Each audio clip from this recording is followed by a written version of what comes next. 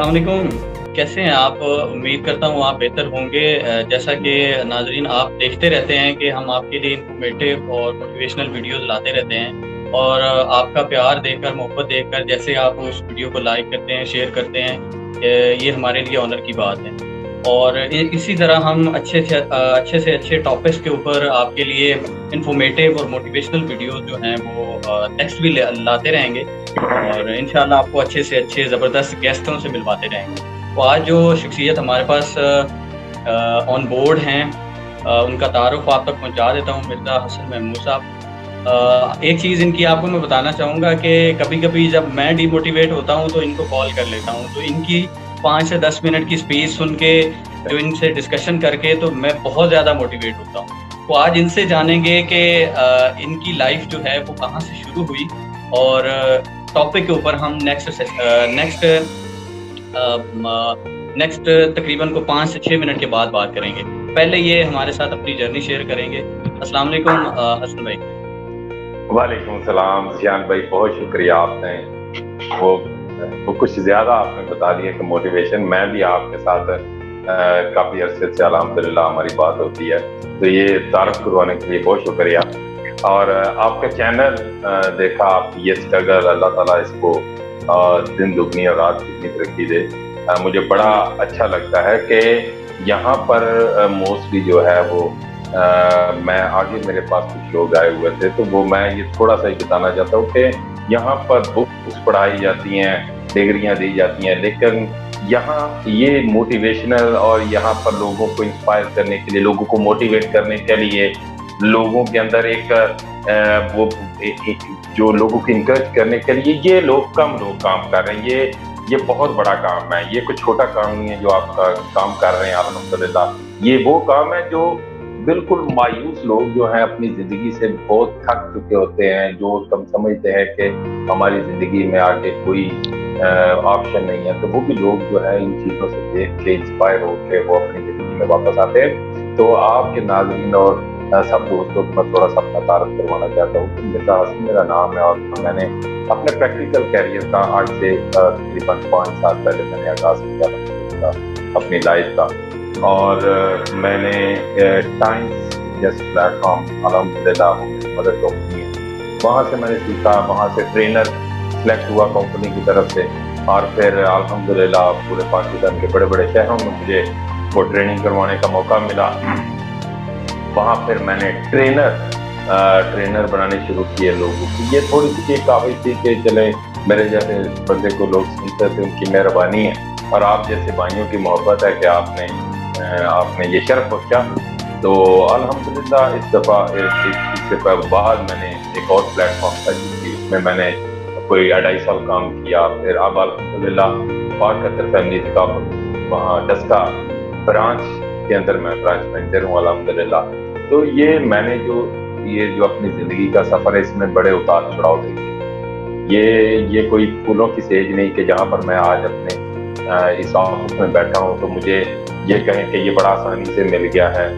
ज़िशान भाई, हमारा टॉपिक तो बेसिकली रिस्क है, मतलब जैसे आपने मुझे बताया, लेकिन मैं कुछ चाह रहा हूँ कि आपको थोड़ा-सा उसमें मैं अपनी तरफ से ये बताना चाहता हूँ कि ये जो मैंने जो अल्हम्दुलिल्लाह मैं अपनी लाइफ से बड़ा सैटिस्फाइड, बड़ा मुतमिन हूँ। लेकिन इसके अलावा ये नहीं कि मुझे आगे बढ़ने की अब गुफ्तगू मेरे अंदर खत्म हो गई और मैं कहूँ कि नहीं बात अब ज़िंदगी अब जहाँ पर हूँ वहाँ पर अब बस इसके आगे बढ़ना ही नहीं है, इसके आगे मुझे आगे निकलना ही नहीं, तो ऐसी चीज़। लेकिन जो ज़िंदगी आपकी लाइफ के अंदर जो सेटिस्फेक्शन है वो एक बहुत बड़ी चीज़ है कि आप किसी चीज़ से सेटिस्फाई हो, आप अपने प्रोफेशन से सेटिस्फाई हो।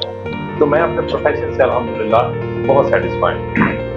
आपके मैं सेल्स की फील्ड है इस वक्त दुनिया की जो सबसे बेस्ट फील्ड है वो सेल्स और मार्केटिंग की फील्ड है। तो मुझे फ़ख्र है कि मैंने इस फील्ड को चुना अल्हम्दुलिल्लाह और मैंने बड़ी अच्छी अर्निंग करी। इस 5 साल के अंदर मैंने इसी फील्ड को रहते हुए, मैं जितने भी आपके नाज़रीन हैं मैं आपको ये बताना चाहता हूँ कि ये जो सेल्स और मार्केटिंग फील्ड है ये एक बहुत बेस्ट प्लेटफॉर्म है। लेकिन याद रखिएगा ज़िंदगी में कोई भी आप प्लेटफॉर्म है या कुछ भी है, हर जगह मतलब आप अपनी जॉब कर रहे हैं, आप किसी डॉक्टर प्रोफेशन से हैं, आप टीचिंग प्रोफेशन से हैं, आप हर चीज़ किसी एक के लिए नहीं बनी। हर एक के लिए, हर एक के अंदर अलग स्किल्स हैं। हर बंदे, आपके अंदर कुछ अलग स्किल है, किसी और के अंदर कुछ और ज्यादा होगी। कोई अच्छा कारपेंटर होगा, कोई अच्छा सिंगर होगा, कोई अच्छा डॉक्टर होगा, कोई अच्छा सर्जन होगा। तो हर डॉक्टर जो है वो अच्छा सर्जन नहीं बन सकता, ठीक है ना। जैसे तो हर बंदे के अंदर हर, क्योंकि कुछ लोग जो हैं वो रिस्क से डर जाते हैं। रिस्क जो है उसे लेने से मतलब वो घबराते हैं कि शायद आगे हम ये जो हम काम कर रहे हैं, अगर हमने इसको छोड़ दिया तो पता नहीं आगे में हमारा गुजारा कैसे होगा, हमें आगे वो अपॉर्चुनिटी मिल पाएगी कि नहीं। तो बड़े कम लोग रिस्क लेते हैं, और वही जो लोग रिस्क लेते हैं वो दुनिया में गिने चुने 5 से 10% लोग हैं जो रिस्क लेते हैं, और रिस्क लेकर वो कामयाब होते हैं। अच्छा, कुछ ये जरूरी नहीं कि हर रिस्क लेने वाला भी कामयाब हो।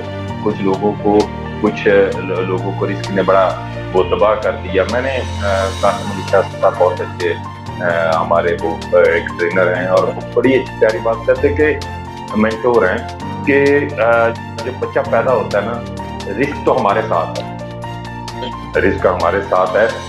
बच्चा पैदा होता है तो वो 317 बीमारियां अपने साथ लेके आता है।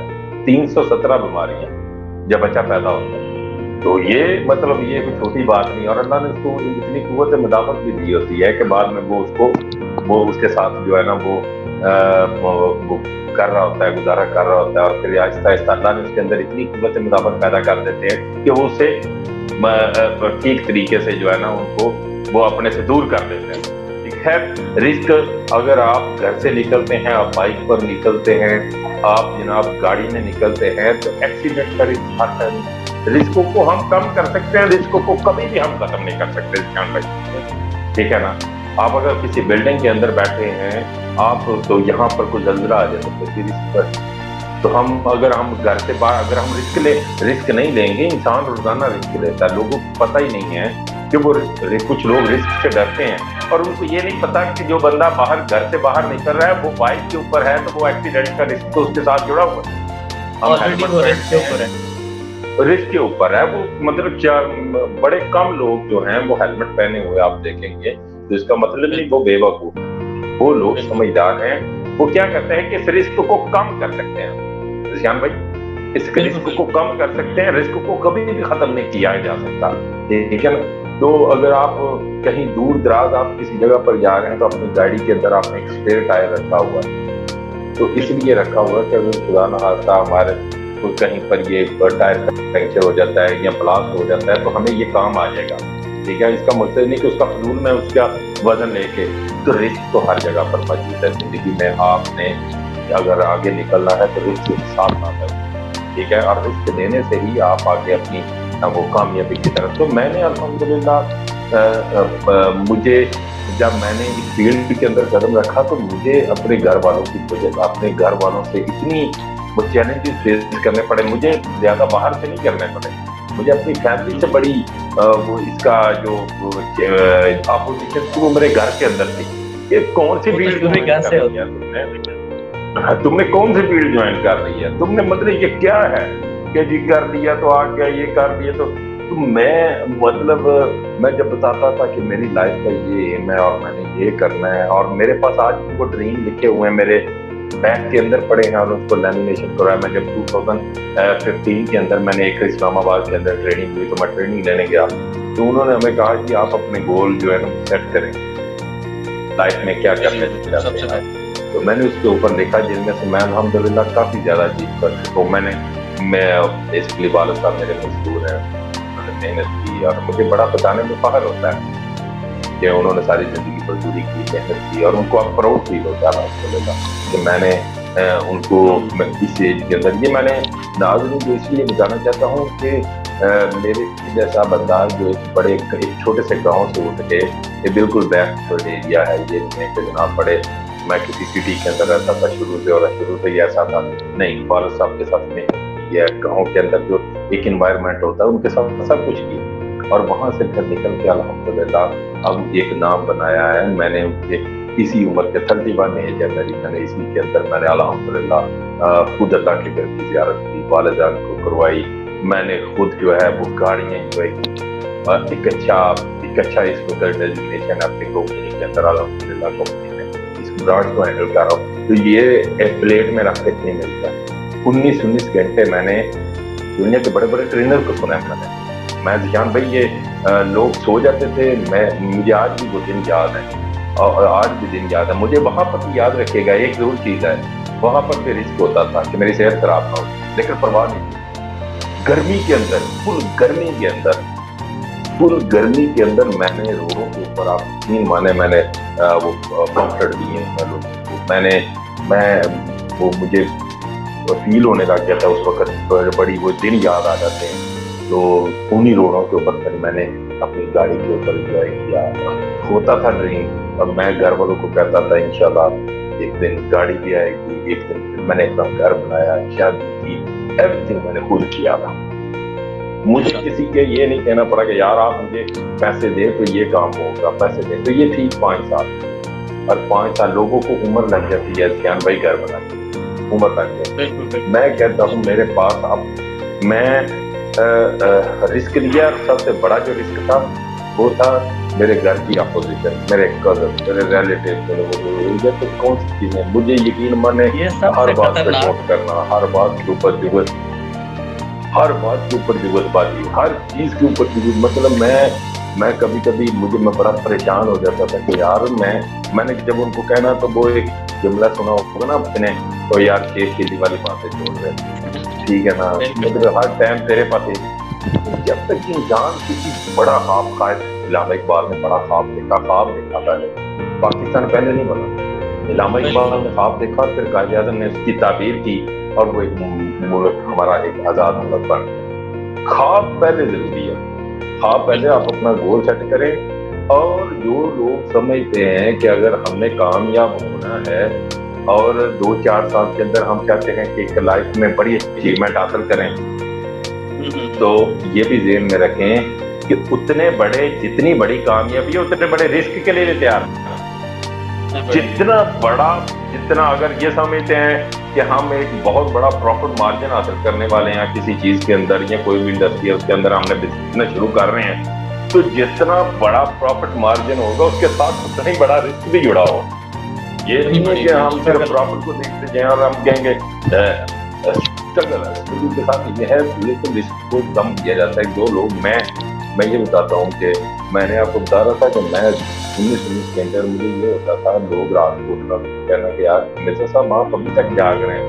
तो अभी सुबह हो जाती थी, तो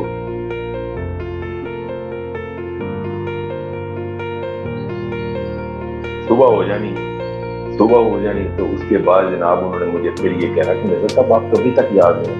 तो उस वक्त मुझे ये जरूरत था, मेरी सेहत खराब होती थी, लेकिन काम का जुनून, काम की वो तड़प, वो पैशन, वो इतना था कि वो ना सोने देता था, ना ये होता था कि यार गर्मी लग रही है।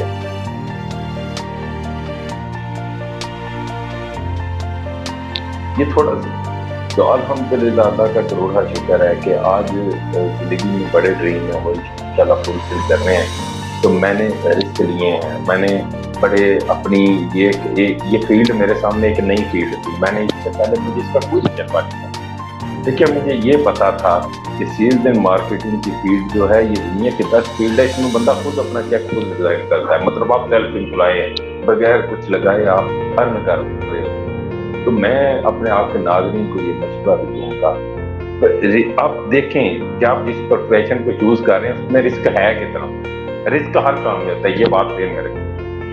चाहे 100 में से 0.01% हो रिस्क देखो, और वो 0.01% भी कभी आप हम इसको इग्नोर नहीं कर सकते, हम इसको बिल्कुल इग्नोर नहीं कर सकते। ठीक है, तो ये चीजें हमें देखना है कि यहाँ पे एक क्वेश्चन है वो उसमें रिस्क कितना है। जी जी जी जी कि अगर हम सोचते हैं कि यार इतनी बड़ी कामयाबी हमें चाहिए, और हम बेसिकली ना यहाँ पे एक चीज जो हमारे टॉपिक के रिलेटेड नहीं है लेकिन वो ऐड जरूर करती है कि जितना बड़ा गोल होता है ना उतना बड़ा रिस्क की स्ट्रगल होती है। और हमारे आप रिपीट करें क्वेश्चन। मैं ये कह रहा हूँ कि हमारे गोल छोटे छोटे हैं, जिस वजह से हमारे रिस्क भी छोटे छोटे हैं और हमारी सोच महदूद होकर रह जाती है। इसके ऊपर थोड़ा सा आप बताएं हमारे नाज़रीन।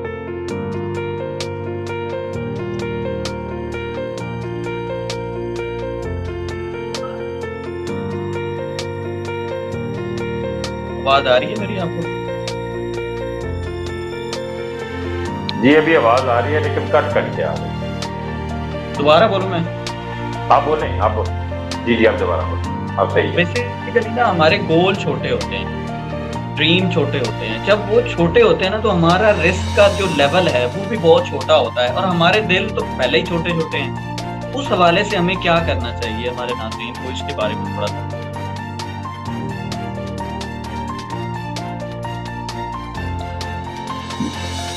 जिशान भाई, ये चीज आप खुद देखें कि ये बेसिकली माँ जो है, माँ ही हमारे कहते हैं कि बेसिक दर्सगाह जो है ना वो माँ से, ये माँ जो है पहली दर्सगाह, ठीक है ना।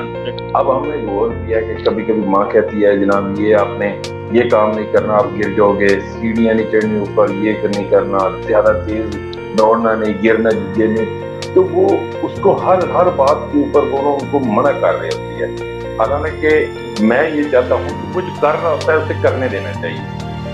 हम क्या करते हैं, हम हर चीज के बेटा बाहर बाइक चलाना। अब मैंने कुछ ऐसे लोग देखे जो 30-30 साल के हैं और उनको बाइक चलानी नहीं आती, उनको साइकिल नहीं चलानी आती, और उनके लिए ये बड़ा एक बहुत बड़ा चैलेंज भी होता है। तो वो उनको रोक रही होती हैं, बस बेसिकली वो उनके अंदर एक बजाय जो एक स्किल डेवलप हो रही है वो उनको रोक रहे होते हैं। तो मैं तो ये जितने भी हमारे ये नाज़रीन हैं, मैं ये जरूर कहूँगा कि आप उसको करने दिया करें। तो जो कर रहे हैं, हाँ गलत चीज से आप जरूर रोकें, लेकिन कभी कभी गलत से ही बंदा बहुत गलती से ही बहुत कुछ सीखता है। लेकिन हमारे मुआशरे में इतना ज्यादा अच्छी चीज को प्रमोट नहीं किया जाता जितना ज्यादा गलत चीज को प्रमोट किया जाता है। तो मैं पहले ये कह रहा था कि रिस्क हर चीज में मौजूद है। हमें आज तक सिर्फ एक दो चार किताबें पढ़ाई जाती हैं, मैंने कहा डिग्रियां दिलवाई जाती हैं, लेकिन कभी भी ये नहीं बताया जो पर्सनल ग्रोथ है उसके ऊपर काम नहीं हो रहा कि बेटा ये काम करेंगे, आप अपने अंदर स्किल्स पैदा करें, आपका जो दिल करता है वो करें। हमें यहाँ पर ये बता दिया जाता है, मेरे पास मोस्टली लोग इंटरव्यू के लिए आते हैं, जिशान भाई स्टडी का उनको ये नहीं पता, उन्होंने मास्टर कर दिया, उन्होंने एमपी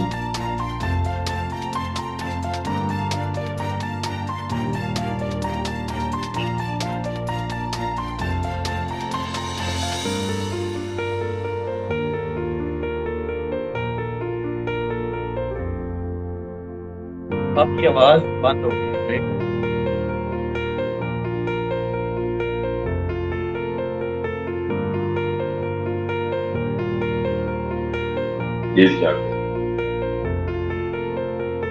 मैं वो बात कर रहा था कि बहुत ज्यादा लोग आवाज ब्रेक हो गई।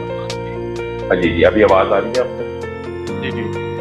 तो बड़े लोग इंटरव्यू के लिए आते हैं और ऑनेस्टली स्पीकिंग आप यकीन माने ये रिस्क के ऊपर ये टॉपिक जो है, रिस्क के एक लफ्ज के साथ रिस्क को डिफाइन करने के लिए ये ना एक 20 मिनट जरूरी है ना घंटा, इसके लिए एक बड़ा वैसी रिस्क को डिफाइन करने के लिए कुछ और चीजें भी साथ डिफाइन करनी पड़ती हैं। हम सिर्फ रिस्क के साथ नहीं रह सकते। तो ये मैं बताना चाह रहा था कि बहुत ज्यादा लोग मेरे पास आते हैं इंटरव्यू के लिए। मुझे एक दफा एक दोस्त मिले थे और वो PhD के थीसिस दे रहे थे। आप यकीन माने मैंने जब उनसे पूछा, मैंने कहा आपने आगे क्या प्लान सोचा हुआ? तो एक पंजाबी का जुमला उन्होंने बोला कि यार जिधर जट लगा उधर ला दो। उनको ये नहीं पता कि मैंने आगे PhD कर रहा हूँ और मेरा मकसद क्या है, मेरा गोल क्या है, मेरा टारगेट। और मैंने कुछ पढ़ा ना, मैंने वहां पर अपने दिल के अंदर कुछ गैर अखलाकी चीज कह दी। मैंने कहा यार आपको ये नहीं पता कि आप PhD कर रहे हैं और आप थीसिस देने वाले हैं, तो अल्लाह के बंदे आपको अपनी जिंदगी का मकसद नहीं पता कि आपने ये क्वालिफिकेशन हासिल क्यों की, किस लिए कर रहे हैं आप। तो बड़े लोगों को तो ये नहीं पता होता। तो ये भी एक बहुत बड़ा रिस्क है कि जिस बंदे को आप 25 साल उसने अपने वालिदैन की अपनी कमाई को लगा दिया, उसने पैसा जोड़ के उसे कुछ मजदूर बाप ने और वो मेहनत करने वाला, उसने तो अपनी दिन रात की कमाई जो है वो अपने बच्चे की क्वालिफिकेशन के ऊपर लगा रहा है, और उसको ये नहीं पता कि उसका हाथ आगे से वो किस लिए कर रहा है। तो ये छोटा रिस्क तो नहीं है। मेरे पास अभी मेरे पास दो पूरी जिंदगी दाव पे लगा दी बात है, जिंदगी दाव पर लगा दी। अभी मेरे पास दो लड़के आए हुए थे और उन्होंने माइक्रोसॉफ्ट के अंदर स्पेशलाइजेशन, ऑनेस्टली स्पीकिंग अभी तो, और वो जॉबलेस। अब मुझे बताएं, दो लड़के, अभी मैं उनके साथ बिजी था, थोड़ी देर पहले उनके साथ बिजी था, उनके इंटरव्यू के लिए आए हुए थे। तो क्या मसला क्या है कि मैं ये कहता हूँ कि अगर आप गोल सेट करके निकले, आपको पता हो कि मैंने क्या करना है। मैंने शुरू से ये डिसाइड किया था कि मुझे ये करना है, मुझे बस ये करना है, यही फील्ड है मेरी, मेरे लिए यही सब कुछ है। बड़ी इधर से ऑफर आती है, इधर से ऑफर आती है। अच्छा, जब आप अपनी इंडस्ट्री के अंदर से सक्सेसफुल हो रहे हैं तो आपके पास पीछे अपॉर्चुनिटी पीछे आ रही होती है, आप आगे बात, ठीक है। तो मैं ये जरूर कहूँगा कि जब तक अगर आप रिस्क नहीं, अपनी लाइफ के अंदर रिस्क नहीं लेंगे तो आप सवाल ही नहीं पैदा होता कि आप कामयाब बनेंगे। आप एक वो कोल्लू के बैल की तरह जिंदगी गुजारेंगे, वो सुबह 9 to 5 गुजार के चलेंगे, वो तो कोई नहीं जिंदगी। याद रखिए, जो निशान भाई, जिन लोगों ने रिस्क लिया है, जिन लोगों ने अपनी जान दांव पर लगाई है, गेम भी उन्होंने किया, लोग उनको याद भी उनके रखे।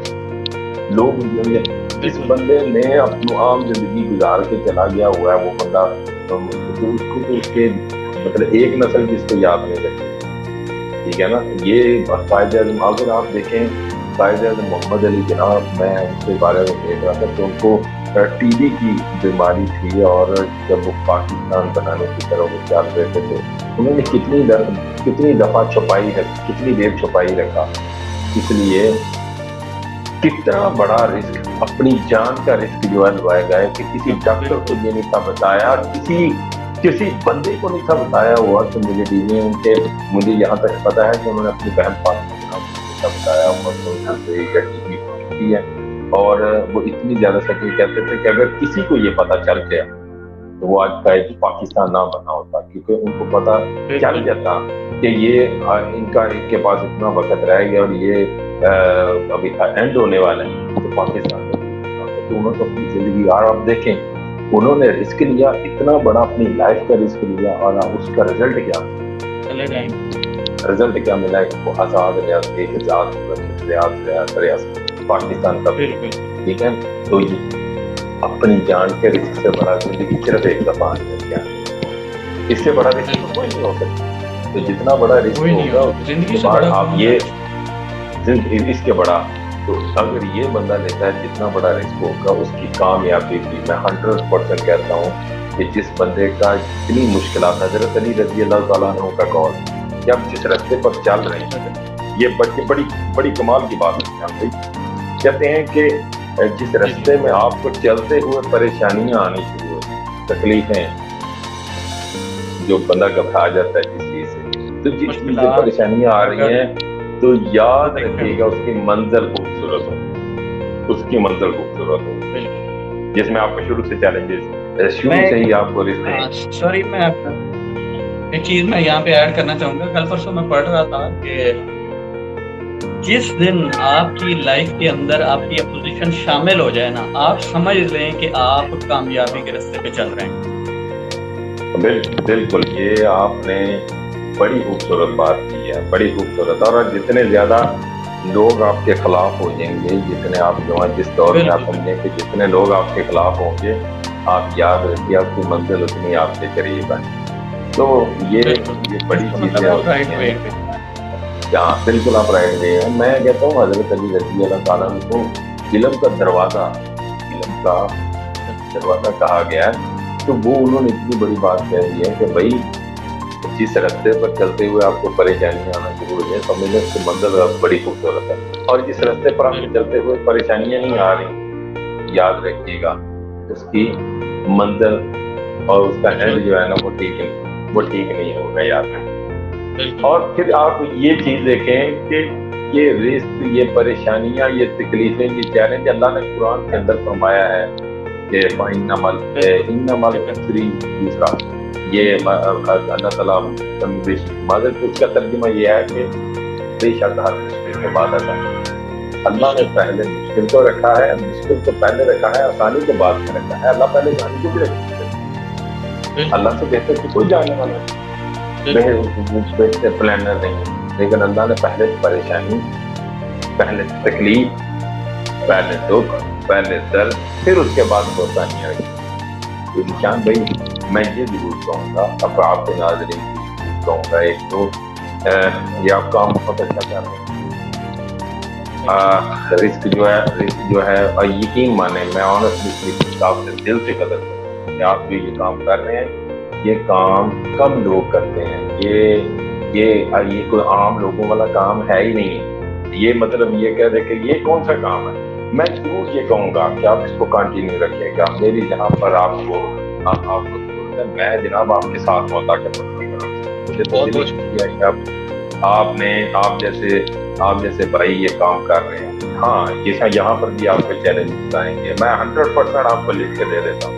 यहाँ पर भी परेशानी है, यहाँ पर भी चैलेंज है, बहुत ज़्यादा तकलीफ है, लेकिन आपने अपने रास्ते से जो है ना वो हटना, अपने मकसद से डेफिनेटली जब आपने ये चैनल बनाया तो आपने कोई मकसद लेकर चैनल बनाया था, वैसे तो नहीं था।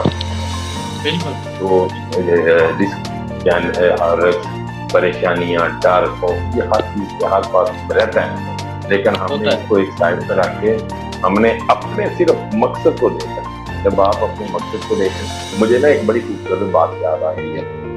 थोड़ी हमें गुफ्तगू हमारी लंबी होती जा रही है, तो आपकी अगर इजाज़त हो तो बात करूँ। तो वो मैं एक ट्रेनिंग करवा रहा था, तो ट्रेनिंग के अंदर मैंने एक लड़के को 4 लड़कों के सामने खड़ा किया।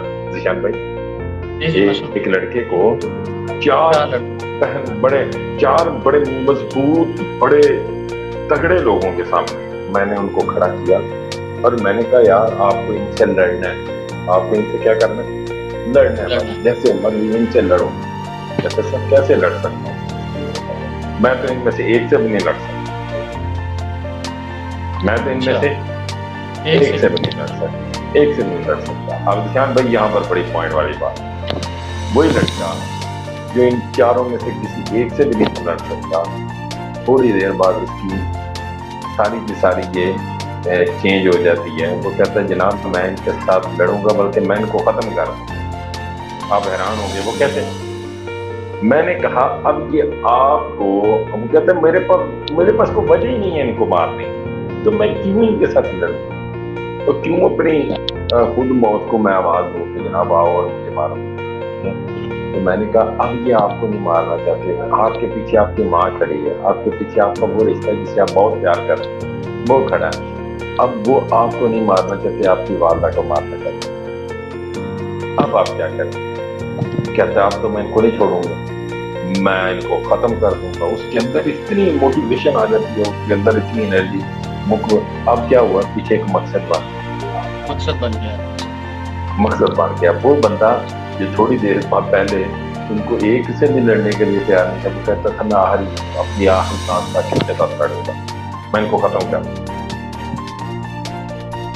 बिल्कुल बिल्कुल, रिजल्ट तो अल्लाह ताला के ऊपर है, हमें तो मेहनत करनी है, मुश्किलात को फेस करना। जी, तो ये जिशान भाई ये हमारे साथ है। जितना मैं ये फिर एक दफा कहूँगा कि लाइफ में रिस्क लेना करें। जब आप रिस्क लेते पाएंगे, इंसान जितने ज्यादा रिस्क लेता है वो गेन भी उतना करता है। लेकिन अब ये नहीं है कि अब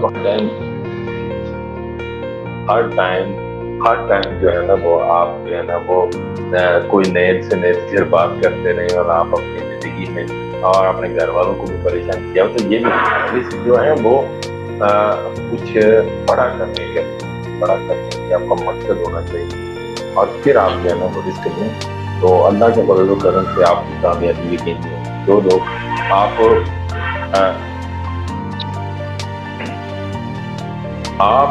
एक बहुत बड़ी डील कार्नेगी की बुक है, दुनिया के 39 बड़े आदमी।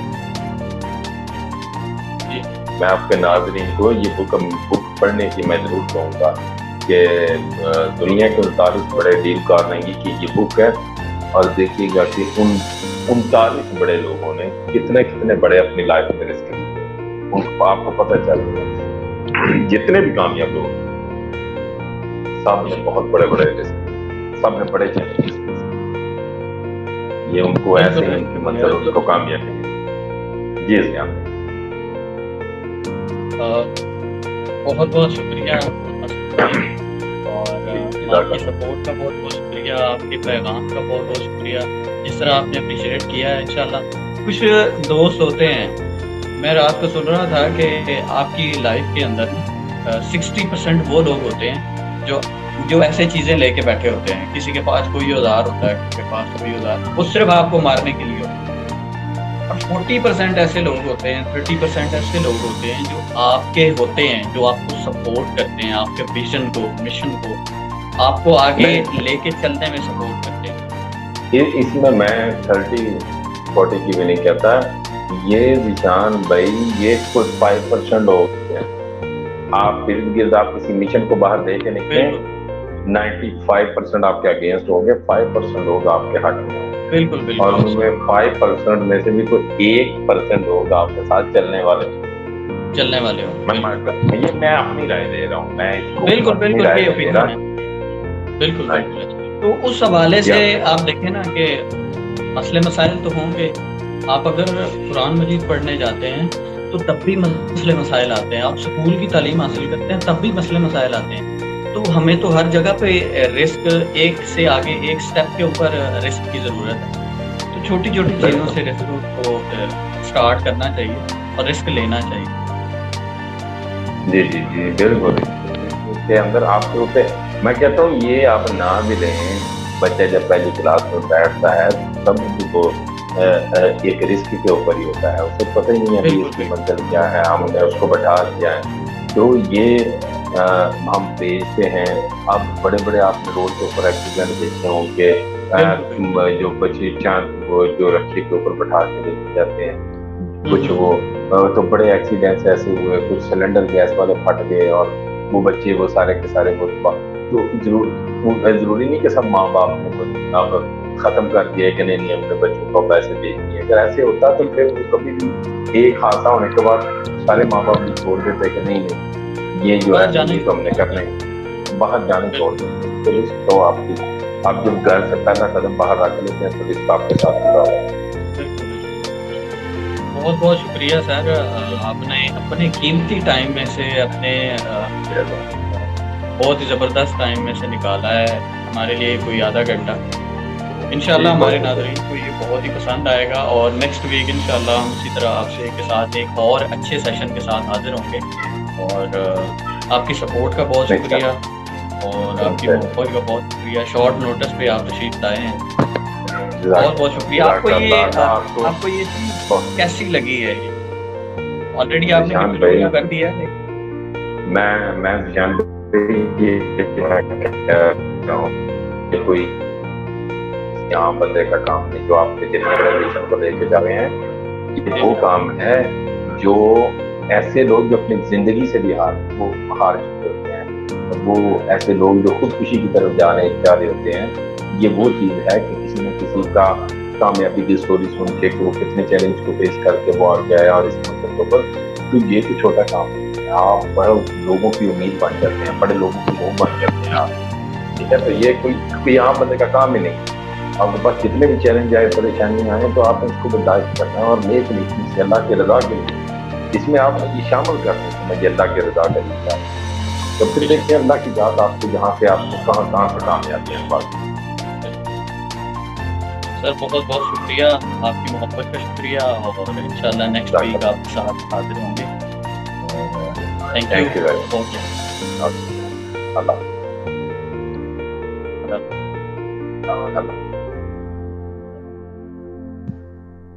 अस्सलाम वालेकुम। जैसा कि आप सबको मालूम है कि हम आपके लिए इंस्पिरेशनल, मोटिवेशनल और ज़बरदस्त वीडियोस और इंटरव्यू लाते रहते हैं। तो जो हमारे गेस्ट हैं वो बड़ी मुश्किल से टाइम देते हैं, तो काइंडली आप तमाम दोस्तों से गुजारिश है कि इस वीडियो को अपने दोस्तों तक शेयर कर दिया करें ताकि किसी को भी बेनिफिट मिल जाए। तो तैमूर अफजल भाई आज हमारे साथ हैं और ये आज हमें थोड़ी अपनी जर्नी बताएंगे और उसके बाद फिर हम टॉपिक की तरफ चलेंगे जो आपको तमाम दोस्तों ने शेयर किया हुआ। अस्सलाम वालेकुम तैमूर भाई। वालेकुम अस्सलाम। आपका बहुत शुक्रिया, आपने अपने मसरूफ स्केड्यूल में से जो है टाइम निकाला मेरे लिए। और पहले तो आपको मुबारकबाद पेश करना चाहूँगा कि जो आपने ये सीरीज़ शुरू की है और जो आपका ये मोटो है पर्सनल ग्रोथ वाला, तो ये थैंक यू। इससे जो है मुस्तफ़ीज़ हो सके और लोगों को जो है एक्सपीरियंस से जो है एक्सपीरियंस मिले और हम भी आपकी वीडियोस देखते हैं ताकि हम भी सीख सकें। वो स्टूडेंट ही होता है। जी जी बिल्कुल। आपकी ग्रोथ से लेके मरने तक हर बंदे ने सीखना ही होता है, यही इल्म है। और जैसे कि नबी पाक सल्लल्लाहु अलैहि वसल्लम की एक हदीस भी है, उनके पास एक साहबी बैठे हुए थे, कुछ असहाब उनके पास बैठे हुए थे और नबी पाक सल्लल्लाहु अलैहि वसल्लम ने एक साहबी को फरमाया कि तुम्हारा जो है ना जो मौत का वक्त है वो करीब है। तकरीबन असर का टाइम था, तो उन्होंने बोला कि आपके मगरिब के टाइम तक है आपकी जो है वो बुलावा आने वाले हैं।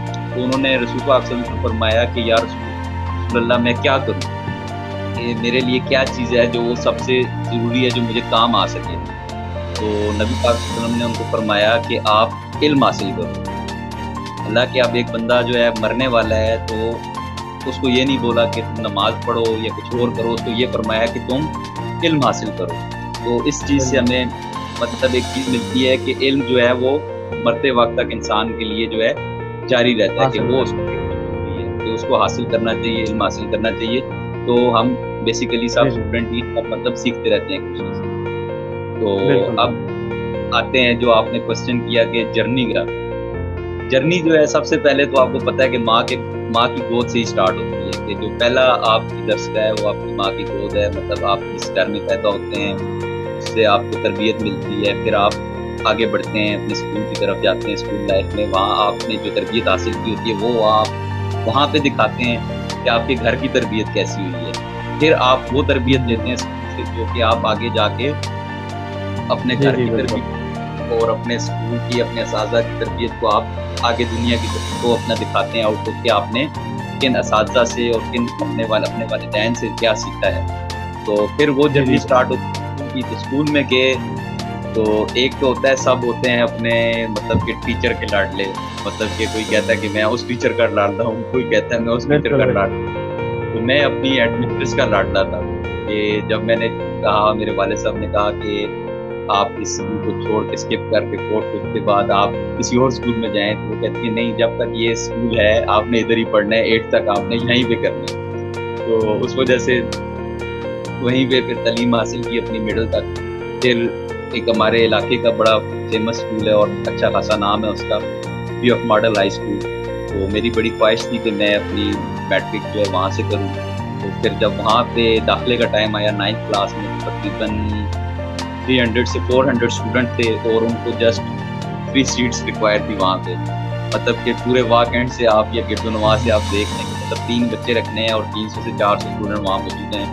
तो अल्हम्दुलिल्लाह वहाँ भी अल्लाह पाक ने इज़्ज़त बख्शी और अपने असातिज़ा की मेहनत की वजह से वहाँ पे भी फर्स्ट पोजीशन सिक्योर की, जो कि वो भी मेरे लिए एहसास की बात थी।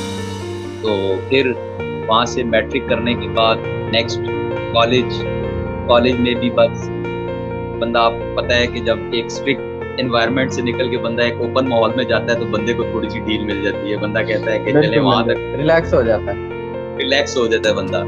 तो जरा फर्स्ट ईयर थोड़ा कम रहा, फिर आपको पता है दोस्ती यारी सारा कुछ होता है वो उस वजह से। लेकिन फिर जो है दोबारा अगेन कम बैक किया सेकेंड ईयर में और अल्हम्दुलिल्लाह सेकेंड ईयर में फिर 450 मार्क्स स्कोर किए सिर्फ सेकेंड ईयर में। तो जो बंदे को मतलब कि यही इंसान के लिए अच्छा होता है कि इंसान कम बैक करे और अपनी गलतियों से सीखे। तो ये एक जर्नी होती है जो इंसान को अपने सीखना चाहिए, एक्सपीरियंस हासिल करना चाहिए और कम बैक करना चाहिए। और फिर जो मेन सफ़र है जहाँ से इंसान कहता है कि टर्निंग पॉइंट होता है लाइफ का, या आप कह सकते हैं कि एक इंसान नई लाइफ स्टार्ट करता है, तो वो फिर जो है मेरे वालिद साहब ने मुझे कहा कि आप चाइना से ग्रेजुएशन करें, वहाँ जाएं, अपनी डिग्री हासिल करें। तो उस टाइम वो ऐसा टाइम था कि लोग कहते थे कि चाइना की डिग्री जो है वो चाइना की चीज़ों की तरह ही है, लेकिन माल की तरह होगी। माल की तरह ही होगी। लेकिन यहाँ क्योंकि ज़्यादातर आप फोकस कर रहे हैं बिजनेस पे, यहाँ एक पॉइंट क्लियर करना चाहूँगा कि चाइना की जो चीज़ें हैं, मतलब बहुत से बिजनेसमैन भी हैं जो काम करते हैं सामान वगैरह अपना, ज़्यादातर पाकिस्तान के आप एक कोने से लेके कराची से लेके आप ग्वादर से स्टार्ट करें, आप गिलगित तक चले जाएंगे, मतलब पाकिस्तान के किसी भी गांव में चले जाएं तो आपको एशिया के अंदर यही लिखा आता होगा कि मेड इन चाइना। लेकिन यहाँ पे क्लियर जाएंगे कि चाइना हर तरह की चीज़ बनाता है। उसकी ये चीज़ है कि उनका मोटो ये है कि हर चीज़ टेक्नोलॉजी है, चाहे जो भी चीज़ है वो हर इंसान तक पहुँचे। जैसे आईफोन है तो आईफोन की कॉपी भी है, वो भी मतलब गरीब से गरीब बंदे को 50,000 में भी पहुँच जाती है। तो अब चीज़ ये है कि जो हमारे बिजनेसमैन है या जो हमारा ताजिर तबका है ना, जो वो उनसे डिमांड करेगा उनको वही चीज़ बन के मिलेगी। मतलब कि इसमें कोई चाइना का या चाइनीज़ लोगों का कसूर नहीं है।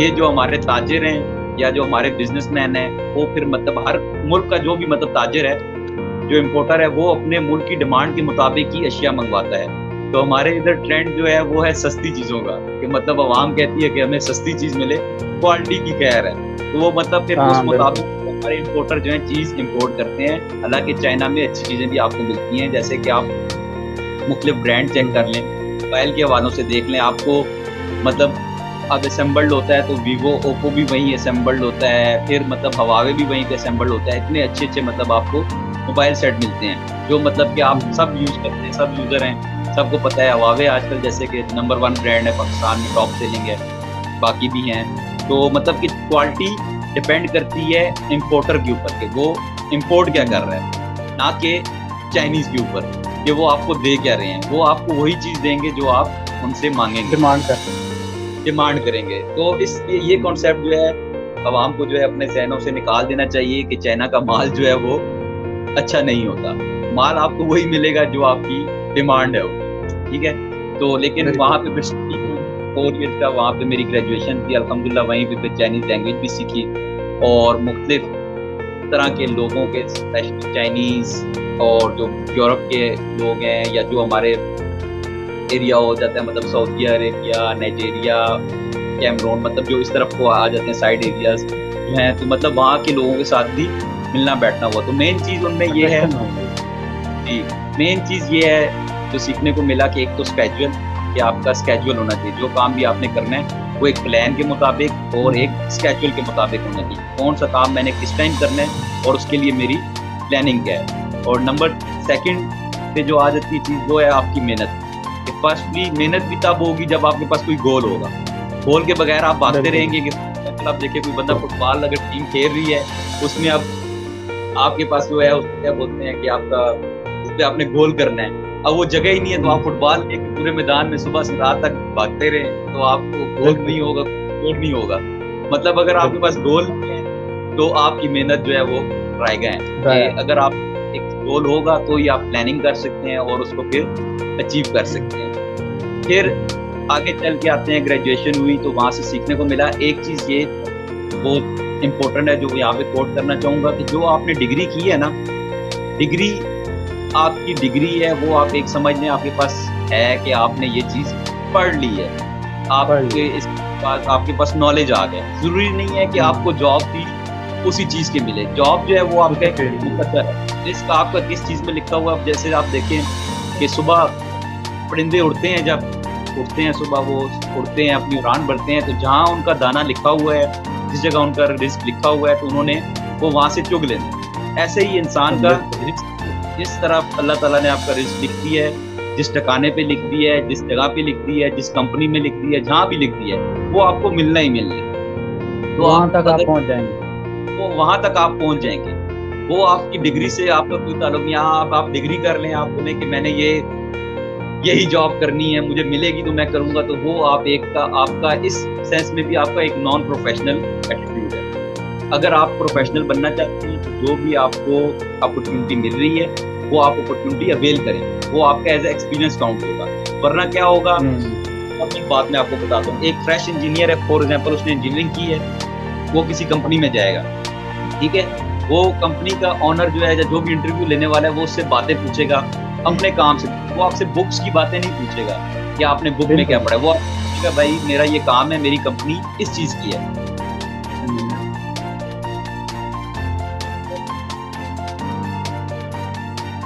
तो आप मुझे बताएं, नहीं है, मौका दें इस बारे में तो मैं समझ सकूं। तो वो कहेगा कि यार ये मेरा लेबर है, आप मेरे लेबर से पूछ लें, उसको आपसे ज्यादा काम पता होगा। बहुत से लोगों ने ऐसा एक्सपीरियंस होगा जो फ्रेश ग्रेजुएट्स होते हैं, वो जब जाते हैं किसी कंपनी में, उनके जहन में ख्वाब होता है कि मुझे आगे गाड़ी मिलेगी, मुझे 50-60 हज़ार रुपये सैलरी मिलेगी पाकिस्तान में। तो ऐसा कुछ भी नहीं है। तो आप जो भी जिस भी फील्ड में जाना चाहते हैं, आप अपने ऑन पे उसको स्टार्ट करें, आप उससे सीखें, आप उस पर एक्सपीरियंस हासिल करें, ताकि आप जब किसी फील्ड में जा रहे हैं, कंपनी में जा रहे हैं, तो आगे आप उसको कुछ रिप्लाई कर सकें। जो आपने स्टडी की है वो पीछे रह गई है, अभी आप बाहर निकल के जीरो हैं। आप जैसे ग्रेजुएट्स मतलब ऐसे भी होंगे जिन्होंने आपसे 1 साल पहले ग्रेजुएशन की होगी, लेकिन वो क्या है, जीरो है। तो इसलिए ये ध्यान में रखें कि अगर आप कुछ सीखना चाहते हैं तो जो भी आपको अवेलेबल है, फर्स्ट अपॉर्चुनिटी आपकी फील्ड से हटके भी है, तो उस पर आप फोकस करें और अपना एक्सपीरियंस बनाएं। फिर आ जाता है अब मेरी लाइफ। तो मैंने जॉब जो है एज अ ट्रांसलेटर ही स्टार्ट की, चाइनीज ट्रांसलेटर। एक डैम का प्रोजेक्ट था, वहाँ से स्टार्ट की अल्हम्दुलिल्लाह। फिर मैंने खुद को ग्रो अप किया, क्योंकि जैसे मैंने आपको बताया कि फ्रेश जो होता है वो जीरो होता है। जो आपने सीखना है वो आपने अपने एक्सपीरियंस पे सीखना है और अपने सेल्फ कॉन्फिडेंस पे सीखना है। तो सबके स्टार्टिंग ये है कि आप अपना स्टार्ट करें। मैंने जॉब स्टार्ट की और अल्हम्दुलिल्लाह अब मुझे 5 साल हो चुके हैं। मतलब बिजनेस स्टार्ट करने से पहले मैंने 5 साल जॉब की है और वहाँ से एक्सपीरियंस हासिल किया। फिर सेल्स में कैसे आना हुआ, जैसे कि बता रहे थे कि सेल्स मैन, हर दुनिया का हर इंसान जो है वो सेल्स मैन है। वो किस तरह सेल्स मैन है, अगर आपका टीचर है वो आपको इल्म दे रहा है, मतलब आपको कुछ दे रहा है, वो अपने इल्म जो है वो आपको सेल कर रहा है, क्योंकि आप पेमेंट कर रहे हैं, आप वहाँ पे पढ़ रहे हैं जाके, वो आपको अपना इल्म, अपना नॉलेज जो है वो आपको सेल कर रहे हैं। फिर सिंपल जो जैसे हमारे जहन में सेल्स के हवाले से यही आता है कि यार एक दुकान है, दुकान में हम गए हैं, हमने चीज ली है तो वो सेल है। Everything is a cell. अभी हम बैठे हुए हैं, हम अपने आइडियाज जो हैं एक दूसरे को सेल कर रहे हैं, एक दूसरे को अपनी बात बता रहे हैं, अपने आइडियाज, अपने एक्सपीरियंस शेयर कर रहे हैं, अपनी लाइफ की जर्नी बता रहे हैं। तो ये भी एक सेल परचेज ही है कि हम एक दूसरे को सेल्स कर रहे हैं। ठीक हो गया।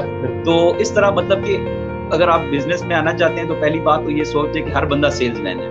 हर कोई बंदा किसी ना किसी को कुछ ना कुछ चीज दे रहा है, चाहे आप मोबाइल ले रहे हैं, आप क्लोथिंग ले रहे हैं, आप कुछ भी कर रहे हैं, तो मतलब आप एक सेल परचेज के अंदर है। आप जॉब कर रहे हैं किसी कंपनी में, तो वो भी आप अगले बंदे को कोई सर्विसेज दे रहे हैं। सर्विसेज मतलब अपने कोई चीज प्रोवाइड कर रहे हैं। तो ये चीज है कि मतलब सेल मैन, हर दुनिया का हर बंदा ही जो है वो सेल्स मैन है। फिर सेल्स में यहाँ पे क्वेश्चन आता है तन्मय भाई। जी जी, सॉरी आपकी बात काट रहा हूँ। जो जैसे आपने कहा कि टीचर भी, जॉब वाले भी, बिजनेस भी, हर जगह पे हर बंदा सेल्समैन है। यहाँ पे हर बंदा अगर इस माइंड से को ले उस बात को या उस जो वो काम कर रहा है कि यार मैं एक सेल्समैन हूँ, तो वो फिर तो वो सरवाइव कर जाएगा। अगर वो इस चीज़ को नहीं समझता ना, अब यहाँ पे ट्रेडिशनल है पाकिस्तान के अंदर या हमारे माशरे के अंदर में एक ट्रेडिशनल चीज़ है। हम लोग सोचते हैं कि जो बंदा दुकान पे बैठा है वो सेल कर रहा है, या जो बंदा मार्केट में भाग रहा है मोटरसाइकिल पे, गाड़ी पे, वो सेल कर रहा है, या फिर कोई प्लाजा है, मार्केट है, वो सेल कर रहा है। इसके अलावा कोई सेल नहीं है। इवन कि आपने जो बात की है ना वो बहुत ज़बरदस्त की कि हर बंदा सेल कर रहा है, चाहे वो आइडिया है, चाहे वो बिजनेस है, चाहे वो खाने की चीज़ है या कोई भी है। तो ये चीज़ कैसे अपने अंदर डेवलप की जा सकती है हर इंसान के अंदर, हर इंसान खुद कैसे अपने अंदर डेवलप कर सकता है? ये इसकी सिंपल मिसाल है कि जैसे आजकल ट्रेंड है मोटिवेशनल स्पीकर्स का। बिल्कुल सब लोग मुख्तलिफ लोगों को फॉलो अप करते होंगे, बहुत से नाम है उनमें आ जाते हैं। तो देखें अब वो क्या कर रहे हैं, वो भी तो अपने आइडियाज सेल ही कर रहे हैं ना।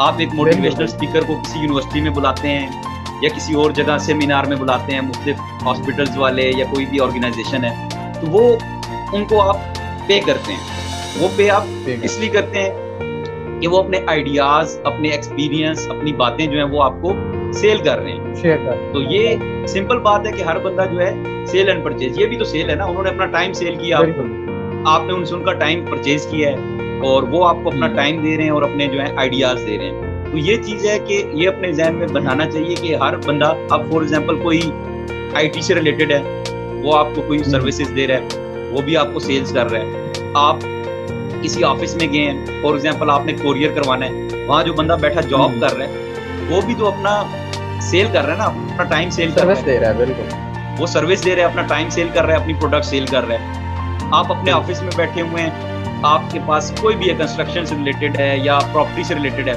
आप अपना टाइम सेल कर रहे हैं, आप अपना लिंक सेल कर रहे हैं, जो मतलब आपने आपके पास है, जिसका आपको एज है, वो आप सेल कर रहे हैं, उसको आप प्रॉफिट लेते हैं ना। आप प्रॉपर्टी डीलर के पास जाते हैं, आप मेडिकल स्टोर के पास जाते हैं, डॉक्टर के पास जाते हैं, डॉक्टर आपको सिर्फ मशवरा देता है, ऐसे ही है, बिल्कुल एक फिजिशियन है या जो भी है, वो आपको एक मशवरा देता है, उस मशवरे के वो आपसे पैसे लेता है कि डॉक्टर की फीस जो है वो फीस किस बात की है, उसके मशवरे की है।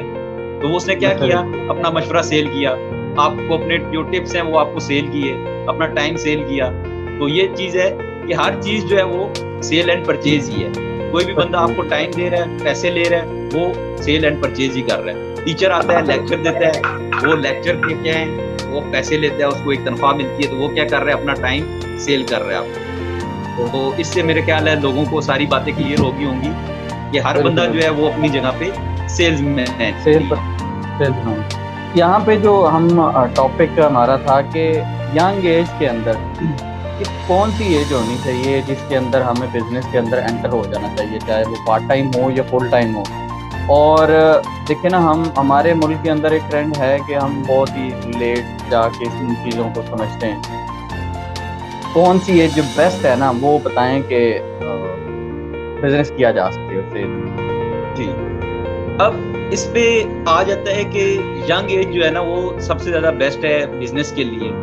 यंग एज किस लिए कि नंबर 1 उसमें चीज़ है कि आपके अंदर एक जज्बा होता है, दूसरा ये होता है कि आप थोड़ा आज़ाद होते हैं। आज़ाद किनसे कि मतलब आप अपने फैमिली रिलेशनशिप से मतलब कि थोड़ा आज़ाद होते हैं। आज़ाद इसलिए कि आपके ऊपर ज़्यादातर जिम्मेदारियां नहीं होती, कि मतलब आपकी अगर आप अनमैरिड हैं तो आप भागदौड़ ज़्यादा कर सकते हैं, आप टाइम ज़्यादा दे सकते हैं।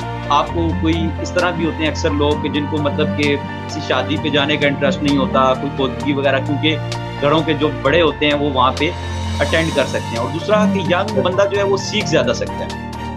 मतलब अगर आप स्टार्ट करते हैं, आपकी बिजनेस की स्टार्टिंग एज है, फॉर एग्जांपल आप किसी बिजनेसमैन के साथ अटैच हो गए हैं, लेकिन आप अपना पार्ट टाइम स्टार्ट कर देते हैं कोई बिजनेस। पार्ट टाइम मतलब आप कोई चीज़ आपने रख ली, मोबाइल का आपने स्टार्ट कर दिया कि यार आप सेकेंड हैंड मोबाइल लेके किसी को सेल कर रहे हैं, या आपने कोई थोड़ा बहुत क्लोथिंग का स्टार्ट कर दिया, या मतलब कोई भी चीज़ है जिसमें आपका इंटरेस्ट है, जिससे रिलेटेड है। मतलब आप 15 से 20 साल की एज में अगर आपने स्टार्ट किया है तो 30 साल की उम्र या 35 साल की उम्र में आप अंदाजा लगाएं कि आपने 20 साल मतलब के बिजनेस में लगा दिए। 20 साल में क्या हो गया, आपको 20 साल का तजर्बा हो गया। अगर आप लेट स्टार्ट कर रहे हैं 30 साल की उम्र में, 35 साल की उम्र में, तो उसमें आपको नुकसान ये है कि आपका एक तो आपके पास इन्वेस्टमेंट तो होगी, लेकिन उस टाइम आपके पास इतना अपने बिजनेस को टाइम देने के लिए, उसके स्टार्टअप को रन करने के लिए वो जज्बा या वो टाइम नहीं होगा जो आपको एक अच्छे बिजनेस को डेवलप करने में आपको चाहिए होता है। एनर्जी भी नहीं होती। जी, जैसे अभी आप अगर स्टार्ट करना चाहें या कोई आपका बड़ा भाई फॉर एग्जाम्पल वो मैरिड होंगे, जहरी बात है 30 से 35 साल की उम्र की उम्र में हर बंदा जो है तकरीबन शादीशुदा होता है, बच्चे भी होंगे, आपको बच्चों को भी टाइम देना होगा, अपनी बीवी को भी टाइम देना होगा, आपके वालिदैन भी बुजुर्ग हो चुके होंगे, आपको उनको भी टाइम देना पड़ेगा। तो जो आइडियल एज है वो स्टार्टअप की यही है, 20 से 25 साल की उम्र के अंदर अंदर आप अपना कोई ना कोई पार्ट टाइम बिजनेस या एक प्रॉपर बिजनेस आप स्टार्ट कर दें।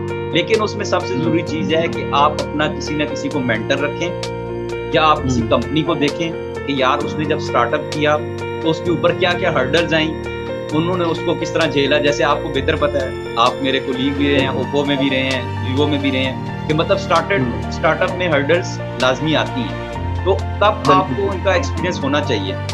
ये ना हो कि आप बिना तजर्बे के आप कोई काम स्टार्ट करें और आप विदिन 2 मंथ्स या 3 मंथ्स जो है उसको छोड़ दें। तो इसमें सबसे ज़रूरी चीज़ जो है कि वो कोई एक रूहानी शख्सियत है, उनका मैं एक कोट आपको बताना चाहूँगा कि आप कोई भी चीज़ स्टार्ट करें तो मिनिमम उसको 3 मंथ्स ज़रूर चेक करें। 3 मंथ्स उसको ज़रूर चेक करें कि 3 मंथ उस चीज़ को, चाहे आप नमाज शुरू कर रहे हैं, चाहे आप कोई भी रूटीन अपनी शुरू कर रहे हैं, जॉगिंग कर रहे हैं या कुछ भी कर रहे हैं, बिजनेस कर रहे हैं, तो 3 मंथ उसको 3 माह उसको प्रॉपर टाइम दें। उसको चेक करें, उसको फुल टाइम दें। 3 मंथ के बाद जो है ना आप कोई भी नतीजा निकालें।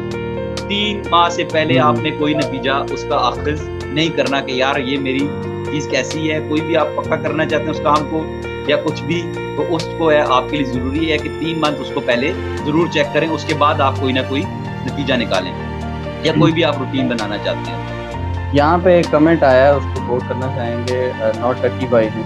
आई think perfect age for business 15 to 20 years.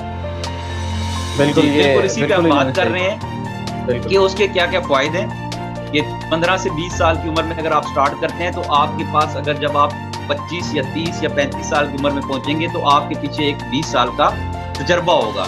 उन 20 साल के तजर्बे में आपके पास क्या क्या होगा, आपके पास कस्टमर्स होंगे और लॉट ऑफ कस्टमर्स होंगे, मतलब कि कस्टमर्स का ढेर होगा आपके पास। और दूसरा आपके पास लिंक्स का ढेर होगा कि जो आपके पास आपके बिजनेस के कनेक्शन बने हैं उनका ढेर होगा।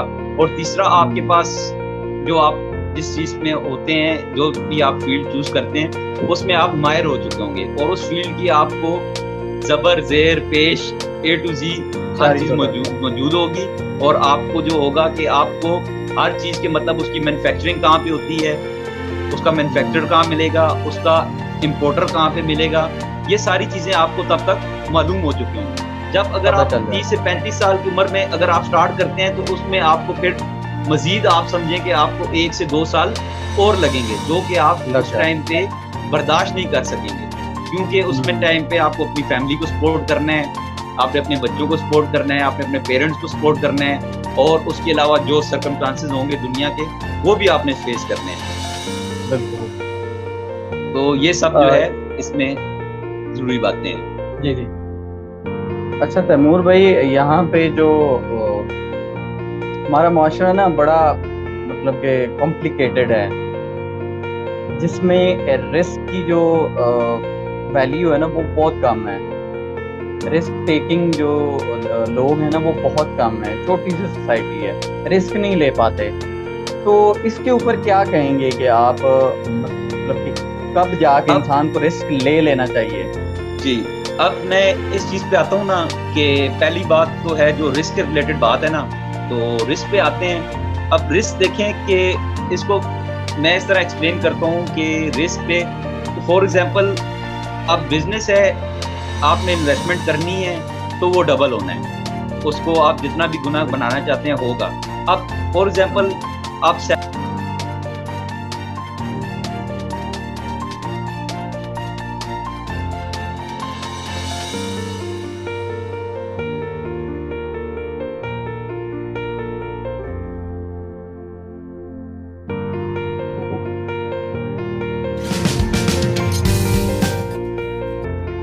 अस्सलाम वालेकुम, कैसी हैं मैम आप?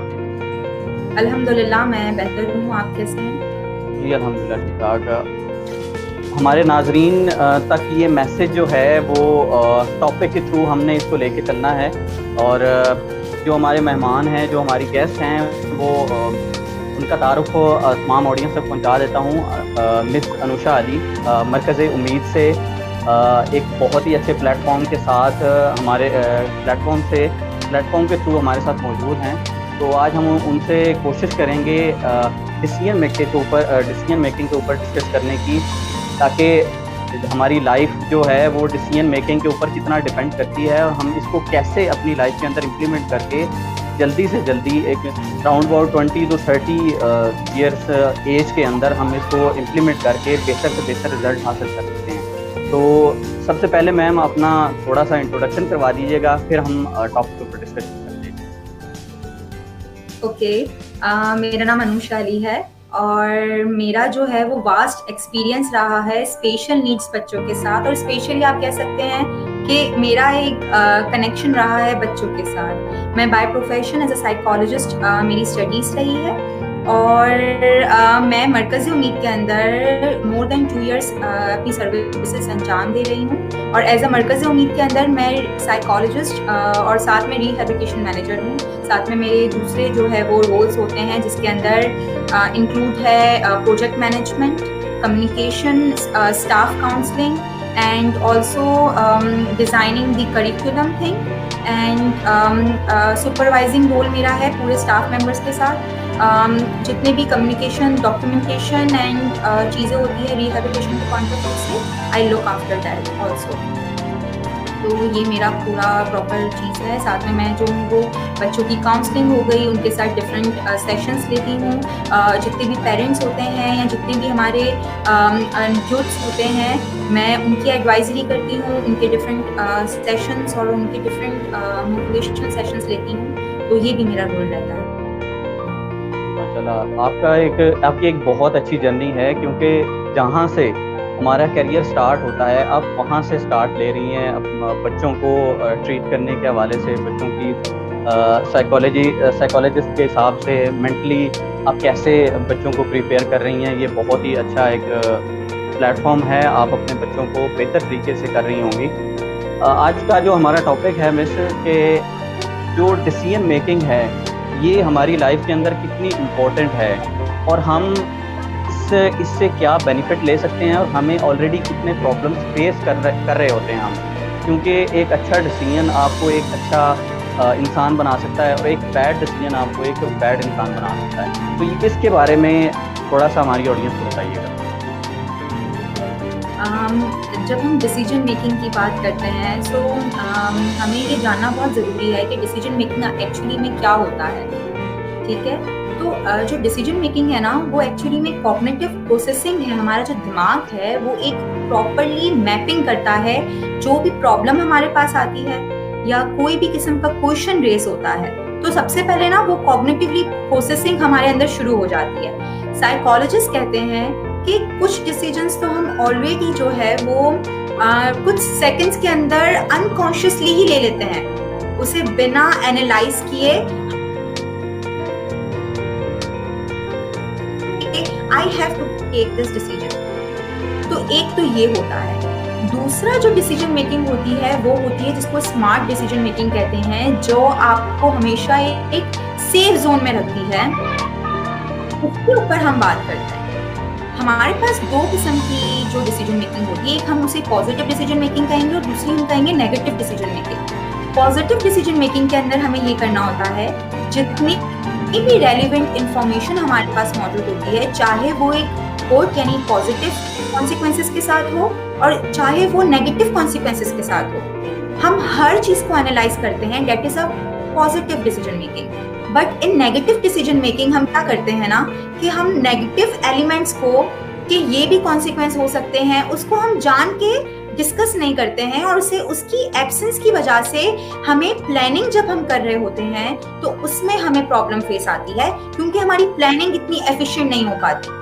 तभी कहते हैं कि पॉसिबल ऑल्टरनेटिव रेलिवेंट इंफॉर्मेशन जो कि हमारे पास होना लाजमी है, उससे हम डिसीजन मेकिंग बेहतर करते हैं।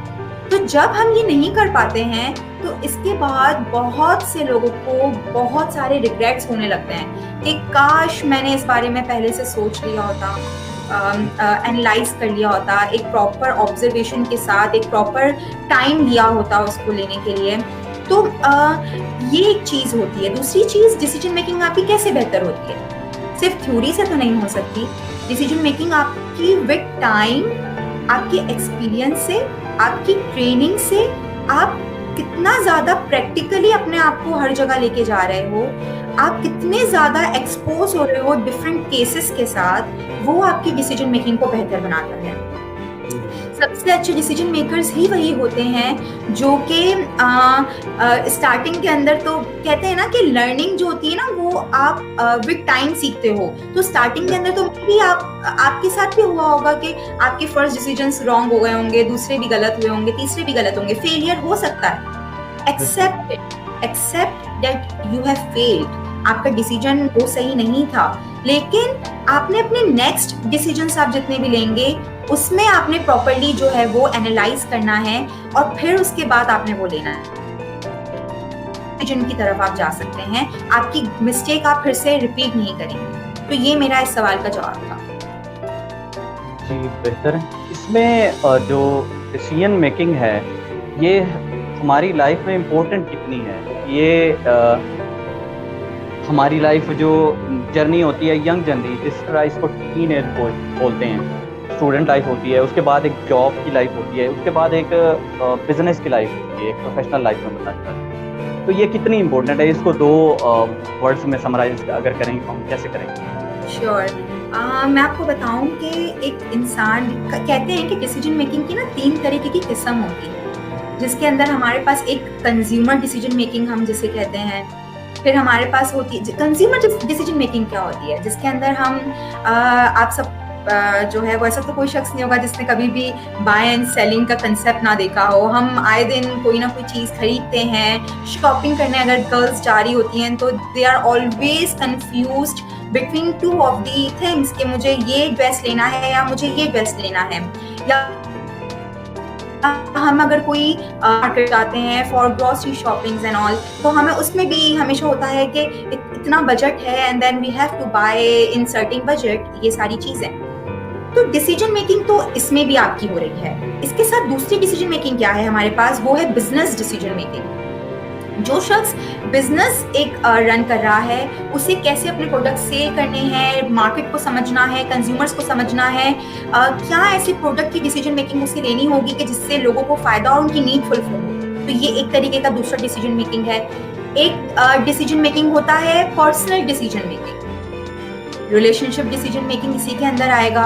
एवरी डे आप कौन कौन से डिसीजंस लेते हो। लेट्स सपोज मैं रात में लेट्स सपोज एक एग्जांपल लेते हैं कि एट 11 o'clock मेरे पास 2 काम है।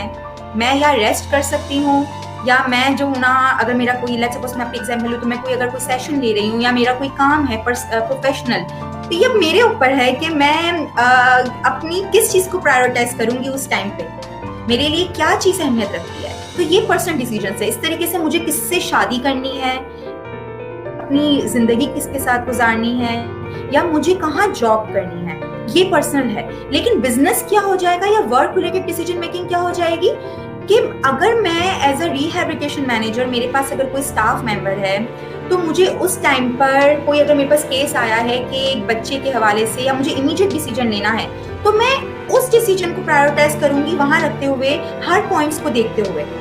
डिसीजन मेकिंग के अंदर इमीडिएट डिसीजन मेकर्स वो अच्छे होते हैं जो बहुत एक्सपीरियंस्ड हो जाते हैं और जिनको पता होता है कि उन्होंने जितने भी लाइफ में डिसीजंस लिए होते हैं ना, तो उन्हें रिटर्न बहुत पॉजिटिव रिस्पॉन्स आया होता है। लेकिन हमारी तरह जो कि यूथ्स होते हैं या जो अभी इसके अंदर हैं, एजुकेशन हासिल कर रहे हैं और वो कई इंटर्नीज हैं या फर्स्ट जॉब कर रहे हैं, मेरे लिए मैं ये कहूँगी कि may be you might be good at your decisions, you might think so, लेकिन आपने टाइम लेना है, आपने एनालाइज करने के लिए प्रॉपर टाइम लेना है that whether you are taking the wrong decision और right one. Second thing what we have usually do is that कि हम क्या करते हैं ना, go with the flow. Okay, let's take quick decision and what my heart says is always right. Okay, sometimes that might work, but फिर उसके बाद क्या आप उससे कन्विंस कर सकते हो इर्द गिर्द वाले लोगों को? Do you have logics? Have you check out pros and cons? Cost benefit analysis आपने की है कि मुझे ये डिसीजन करने के बाद, मैं आपसे कहती हूँ घर के भी डिसीजंस के अंदर आप कॉस्ट बेनिफिट एनालिसिस कर सकते हो।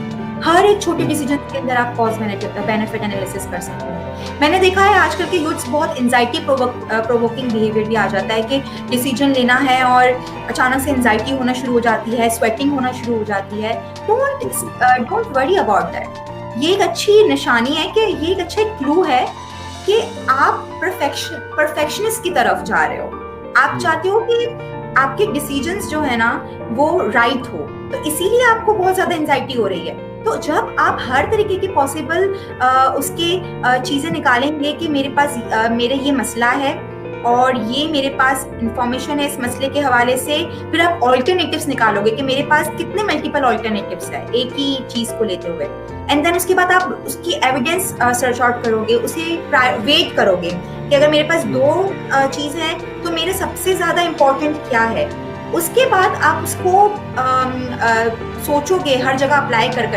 कुछ लोग डायरी में लिखना पसंद करते हैं, मेरे जैसे लोग कोशिश ये करते हैं कि कहीं लिख दिया करें। तो एक चीज़, एक नॉर्मली मैं क्या करती हूँ, नॉर्मली एक अगर एक मेरे पास डायरी होती है ना, तो मैं यूजुअली अपने सारे जो चीज़ मेरी इमीडिएट आती है मेरे पास, तो मैं उसको लिखती हूँ and then I make a bubble and then I make possible things that can be relate to that thing. उसके बाद मैं क्या करती हूँ, उसको सोचती हूँ कि अगर मैंने ऐसा किया तो मुझे क्या क्या चीज़ें इससे मिलेंगी और क्या नुकसान भी हो सकता है उसके लिए। उसे हम कहते हैं रेजिलियंस, कि मैं पहले से रेडी हूँ कि अगर मेरा ये रॉन्ग डिसीजन भी होता है ना तो मुझे कितना नुकसान होगा, लॉस मेरा क्या होगा इससे, तो ये मैं देखूंगी। थर्ड चीज, फिर मैं उसको एक्ट करूंगी, अप्लाई करूंगी एंड देन उसके बाद मैं क्या करूंगी, जब वो चीज मुझे नजर आएंगी ना कि इसका रिजल्ट मुझे पॉजिटिव मिल रहा है या नेगेटिव मिल रहा है, पॉजिटिव मिलेगा तो then I will keep on making such decision again and again. अगर मुझे नेगेटिव मिलता है देन मुझे अलार्मिंग है that I don't have to repeat this again in my life and I have to change my strategy for the next time. तो ये एक तरीकेकार होता है डिसीजन मेकिंग का, डिफरेंट पॉइंट ऑफ व्यू। बहुत ही अच्छे से आपने एक्सप्लेन किया इसको। अब ये मरकज़ उम्मीद के हवाले से थोड़ा सा हमें बताइएगा कि ये क्या है और इसमें मुख्तलिफ चीज़ें हो सकती हैं, क्या कोई आउटसाइडर या हम बच्चों को वहाँ पे इन करवा सकते हैं हमारी ऑडियंस के लिए, इसके हवाले में थोड़ा सा बताइए। ओके, मैं थोड़ा सा आपको मरकज़ उम्मीद के बारे में बताती हूँ। आपने देखा होगा कि मेरे चेहरे में बहुत एक अच्छी सी स्माइल आ गई है जब मैंने मरकज़ उम्मीद का नाम लिया है। मरकज़ हूँ तो ये नहीं है कि मैं प्रमोशन के लिए जा रही हूँ, बट मैं आपको बताना चाह रही हूँ कि ऐसी दुनिया जहाँ पे बहुत ज़्यादा कमर्शियल वर्क हो रहा है और जहाँ पर निगलेक्ट लोगों के लिए ज़्यादा काम नहीं हो रहा, उनमें से कुछ ऐसे इदारे भी हैं जो ट्रस्टवर्दी हैं, जो कि बगैर कोई फीस चार्ज किए आपके वो बच्चे जिनको नीड है उनके लिए काम कर रहे हैं, अंडर प्रिविलेज बच्चों के लिए। उम्मीद की किरण है, एक उम्मीद है उन लोगों के दिलों में जो बिल्कुल होपलेस हो चुके थे, जो कि घरों में कैद कर दिए गए थे या एक रूम में बंद कर दिए गए थे कि नहीं इससे तो कोई भूत घुस आया है, या जो हमारे पुराने मिथ्स है, एक माइंडसेट एक बना हुआ था, एक कल्चरल जो है ना वो एक नॉर्म था। मैं आपको बताती चलूँ कि हम क्यों इतनी नाइंसाफ़ी करते हैं उन लोगों के साथ जो कि हमें खुद से मुख्तलिफ लगते हैं। क्या कभी आप ये सोचते हैं कि हम सब खुद में कितने डिफरेंट हैं और यही चीज़ एक बहुत खूबसूरत है हम सब के लिए। इस तरीके से ये जो बच्चे होते हैं, या ऐसे मैं बच्चा कह रही हूँ लेकिन हमारे पास एडल्ट्स भी हैं, यूथ्स भी है, हर किस्म के बच्चे हैं डिफरेंट एजेस के, लेकिन वो स्पेशल नीड्स पर्सन्स हैं। और आपको मैं बताऊं, दे आर अमेजिंग चिल्ड्रन,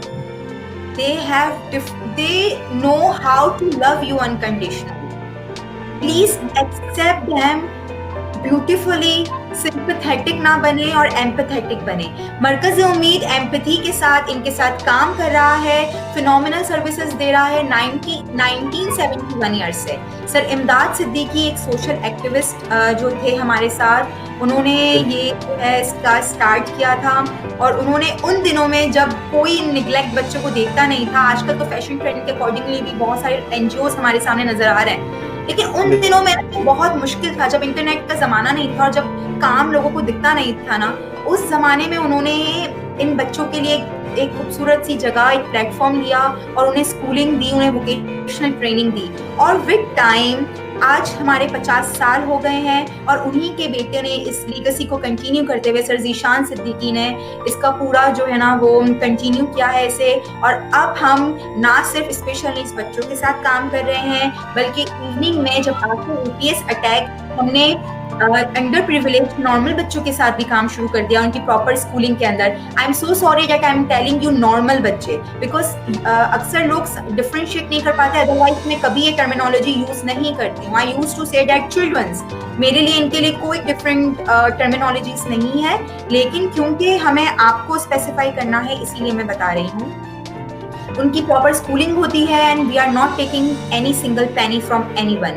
उनके पेरेंट्स के प्रॉपर इवेंट्स होते हैं, हमारे मरकज़ उम्मीद में बेशुमार इवेंट्स होते हैं, फन होता है, डिफरेंट लोग स्पेशली डिफरेंट गेस्ट इनवाइटेड होते हैं। This platform is open for everyone. हमारे पास डिफरेंट यूनिवर्सिटी के स्टूडेंट्स आते हैं और वो डिफरेंट बच्चों के साथ क्रिकेट खेलते हैं, डिफरेंट स्पोर्ट गेम्स खेलते हैं, फन करते हैं, उनको डिफरेंट चीज़ें सिखाते हैं। एक ये फन एलिमेंट होता है। प्रॉपर स्टाफ है हमारे पास इवनिंग एंड मॉर्निंग का, जो इन बच्चों को प्रॉपर करिकुलम के साथ एजुकेशन प्रोवाइड कर रहा है।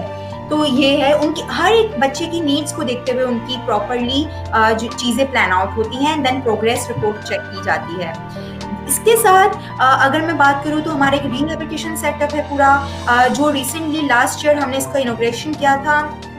और अभी जो हमारा एक्टिवली जो चीज़ स्टार्ट हुई है वो, उसमें हमारे पास एक रेमेडियल थेरेपी डिपार्टमेंट स्टार्ट हुआ है, जिसके अंदर वैसे तो हमारे इसमें बहुत सारे डिपार्टमेंट्स हैं जिसके ऊपर मैं बात करूंगी, लेकिन जो एक्टिवली काम हो रहा है जिसमें अभी जो इन दिनों वो हो रहा है हमारा रेमेडियल थेरेपी डिपार्टमेंट, इसके साथ फिजियोथेरेपी डिपार्टमेंट, जिसमें हम बच्चों को फिजियोथेरेपी एक्सरसाइजेस करवा रहे थे।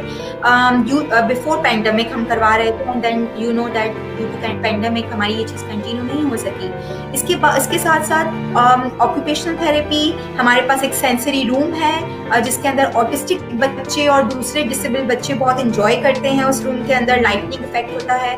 साथ में स्पीच थेरेपी, इसके साथ बच्चों के लिए हमारे पास साइन लैंग्वेज एक टीचर हैं जो बच्चों की प्रॉपर साइन लैंग्वेज क्लासेस लेती है, क्योंकि हम हियरिंग इम्पेयर्ड और स्पीच इम्पेयर्ड बच्चों के साथ भी काम कर रहे हैं। रिसेंटली एक गुड न्यूज़ है कि मरकज़ अभी लॉन्च करने जा रहा है उम्मीद क्लिनिक, उम्मीद केयर क्लिनिक। और इस क्लिनिक के अंदर हम इस पैंडेमिक के अंदर, जहां हम अपने बच्चों को ट्रीटमेंट नहीं दे पा रहे हैं, या अगर उन्हें कोई हेल्थ प्रॉब्लम है तो वो कहाँ जाए, क्योंकि वो तो खुद अंडर प्रिविलेज बैकग्राउंड से ताल्लुक़ रखता है, तो इतने रिसोर्सेज नहीं है उनके पास। तो वो हमारे प्लेटफॉर्म में आएगा और प्रॉपर टीम उनका जो है वो चेकअप करेगी और उनके कोई अगर प्रॉब्लम्स हैं तो उसको आइडेंटिफाई करेगी। तो ये हम अभी करने जा रहे हैं। साथ में हम डिफरेंट राशन स्कीम्स हो गई, डिफरेंट लोगों के ईयरली बेस कोई अखराजात हैं या डिफरेंट उन्हें नीडी लोगों को, हम उनके लिए भी मदद करते हैं और वो हम कभी डिस्क्लोज नहीं करते हैं। वो हमारी एक डिफरेंट एक प्लान होते हैं जो हम साइड बाय साइड कर रहे होते हैं।